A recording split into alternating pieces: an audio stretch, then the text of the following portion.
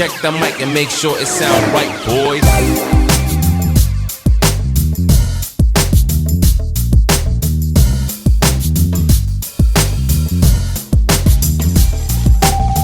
Hi guys, it's that time of the week again. I'm back with another rookie breakdown video. For those of you who have watched any of our videos already, you'll notice that I've spruced things up a little bit, just trying to make things look a bit more professional. And for those of you that are new to my breakdown videos, welcome along. You can check out my channel for more breakdown videos of rookies and Devys that I've done previously. You can also follow me on Twitter, named just below the camera screen. That's where I generally post my rankings, amongst other things. I'm just here doing these for fun. If you're watching this, you're probably just as much of a football nut as I am. So if you do enjoy the videos or you get anything out of them, please just give a like or a subscribe to the channel. I'm hoping to grow it, even into a bit of a community. Leave some comments. We can all have a discussion about any points regarding any of these players. I will try and reply back as well. So without further ado, let's jump into today's guy, which is Dyami Brown, the wide receiver out of North Carolina. He's a guy that I have tended to be higher on than consensus up to this point, and that's mainly due to the analytical side of his profile. I tend to use probably 75% analytics and then 25% film when ranking guys and trying to put them into a profile. I really like this guy's analytics, so we'll just go through some of the main points from here. He's listed at 6'1", 195 pounds. I believe he was 185 pounds when he left high school and joined North Carolina, so he's 10 pounds higher than his listed weight. I actually wouldn't mind him when he measures in if that size comes down to about 6 foot. It will help his BMI, and if he can get to 200 pounds as well, that'd be a massive help. As that stands at 6'1", 195, that's a BMI of about 25.75. I like to see it about 26.25 or 26.5. It might be splitting hairs, I know, but it's going off of historical trends of wide receivers with BMIs, so it's something that I do keep my eye on. He was ranked as a 4-star athlete coming out of high school. He was ranked as an athlete, not as a wide receiver, although it was known pretty early that he was going to play wide receiver. He played mainly wide receiver in high school, so and 4-star rating is nothing to be scoffed at. I mean, look at the offers the guy had. He had offers from Alabama, Michigan, Oklahoma, Florida, Florida State and Tennessee, among others as well. He had more than that. So this just shows you how highly sought after Dyami Brown was. My projected 40 time for Dyami Brown is going to be 4.50. Huddle has got a listed time for him. I'm not entirely sure if that is a confirmed time, so I'm going to err on a bit of caution here. It could run faster than that. I'm just erring on the side of caution with a 4.5, which is it's a great time for wide receiver. He's obviously not a speedster, but 4.5, and if you can get down to that sort of in between 4.45 or 4.5, that's going to be absolutely fantastic. One of the other things that I really like about Dyami is he's an early declare for the NFL draft. He's a 3-year junior. That's one of the main things that I look for in wide receivers coming out of college, especially wide receivers that aren't in the SEC or the Big Ten specifically. His breakout age is fantastic, 19. Obviously, some guys can break out at 18, but Dyami didn't break out as a true freshman. He broke out his sophomore year. One of the key things, though, and this also obviously goes along with him being an early declare, is that at the time of the NFL draft, he will only be 21 years old. At the start of the season, he will also still be 21 years old. He will be 22 in November.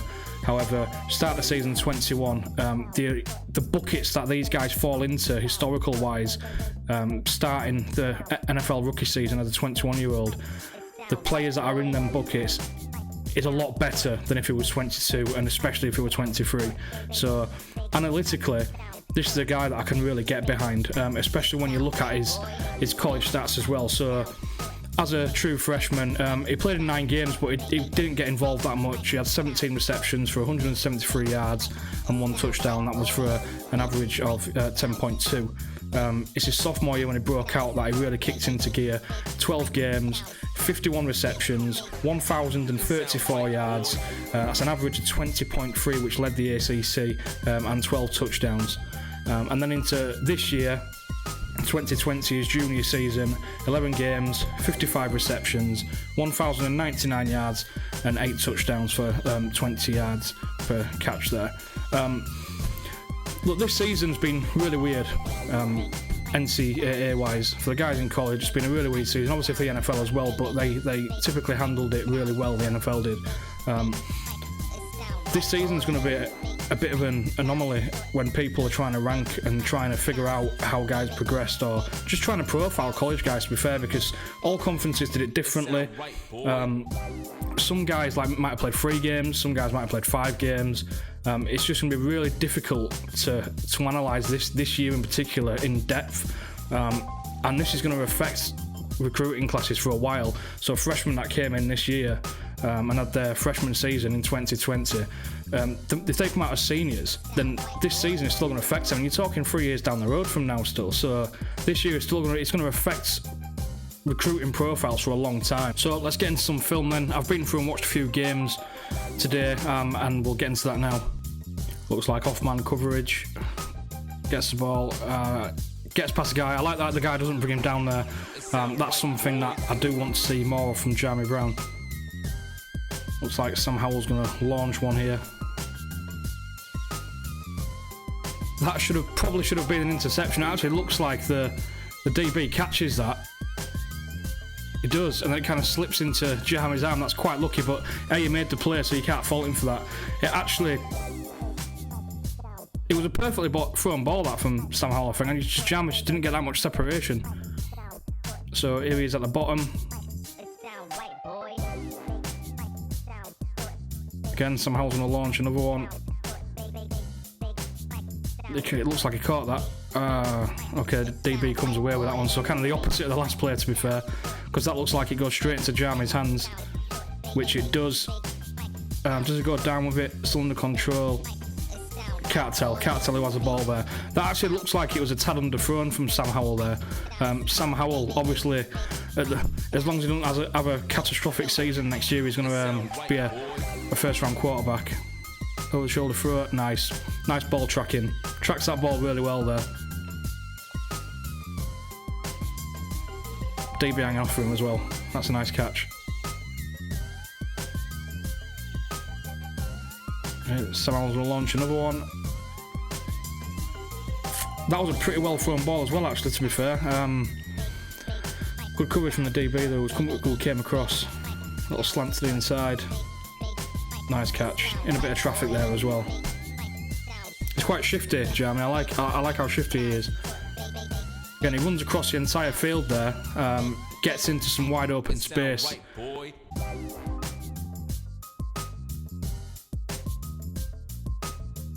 Nice, had a DB on him there as well. Not too much separation, but he does get enough to make the catch. Again, there we get a slant again. He gets enough separation to be able to bring that in. Nice little step there to get outside. Again, finds himself in open space. It's quite a good trait to have that, especially when the quarterback's on the run, which is typical in the NFL nowadays, to be able to get yourself in some open space and give your quarterback an option. Just going to launch it again for him.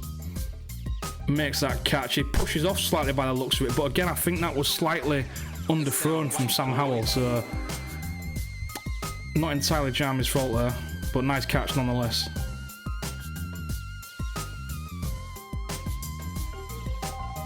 See there, it just runs straight by the DB, but he has to sort of slows down just before the end zone. He has to slow down. He trips up a bit. He doesn't actually push off, no. It's a nice catch. He slows down. He's tracking the ball. He knows he's got to slow down to be able to make the catch. It was a tad underthrown from Sam Howell. So they were just some of the cut-ups that I've done after watching film on Dyami today. There's plenty to like about his film. There are some slight issues as well that you'd like to see, things he can improve on. So things that I do like is he's got a good knack at finding space in the open field. That's a good trait to have, especially when quarterbacks are rolling out to the right or to the left, trying to extend the play. It can, keep the play alive for his quarterback and find some space, enough for the quarterback to make a play and get the ball down the field. He seems to work his way through traffic very well, whether that's going across field or getting downfield to be able to receive the ball from his quarterback in open space, or if he's got DBs on him. He doesn't get that much separation, but he gets enough separation to be able to receive the ball. I would like to see his hands be a little bit better. There's quite a few plays out there where he receives the ball and takes a hit and then the ball comes out, on top of that, there was the play that we saw where the ball goes into his hands and then the DB comes away because the DB took it out of his hands basically. So hands is definitely something he could improve on. Not necessarily at the catch point entirely, but once he's got the ball in his hands, it's maybe a ball security issue that can be coached out of him, and it definitely can be coached. It's very similar to running backs fumbling the ball in college, in my opinion, and then they come to the NFL and they can get it coached straight out of them. As I said before, I really do like Dyami Brown. Analytically, the film hasn't turned me off of him. I think I will probably move him down slightly. I've got Seth Williams at 5, and I really like Seth Williams, so I think I am going to move him up above Dyami Brown now, so I might just drop Dyami Brown down to 5. So if you do want to see my full pre-pro day and pre-NFL draft rankings, you can find them on my Twitter account at DynastyCommish1. If there's any specific rankings that you'd like to see from me, just post a message on my board on Twitter, or comment under this video if you like, just what rankings you'd like to see from me. I do typically do Superflex rankings, one quarterback rankings. I have got some Devy rankings as well that I'm going to be putting out, so if there's any of them that you prefer to come out sooner rather than later, or if you want to have a discussion with me about my rankings in particular or any particular spots, feel free to get in touch with me. I'm always open to chat football. Check the mic and make sure it sound right, boys.